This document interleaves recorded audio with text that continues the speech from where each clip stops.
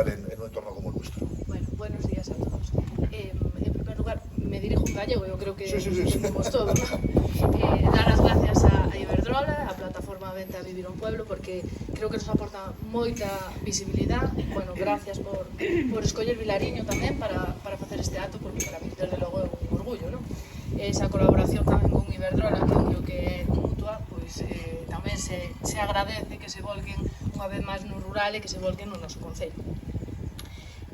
Falamos, bueno, como ben dixo, como seguindo a ronda, non, dos meus compañeiros, falamos de vivenda, é moi importante. Nós tamén estamos arranxando vivenda, pero non é suficiente a vivenda que se arranxa como para atraer, para que veñan máis familias e para a demanda que temos dela, non?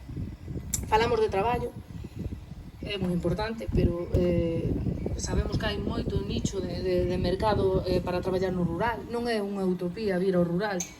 Quero dicir que aquí hai varios exemplos claros, e como falamos de mulleres, pois quero vos presentar. Monse, veu de Barcelona, tuvo o seu traballo, ahora mesmo está no paro, creo, pero con posibilidades de traballar inminentemente.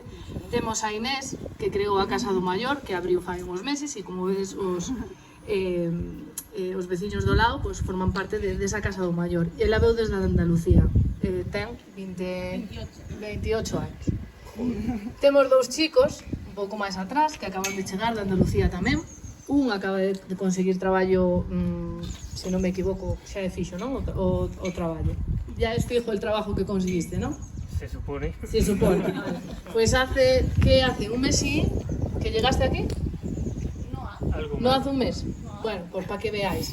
Y su hermano, ¿no? Que está también pendiente de un trabajo. O sea, quiero decirte, oportunidades hay. Y es patente que gente puede venir. Nos hace falta.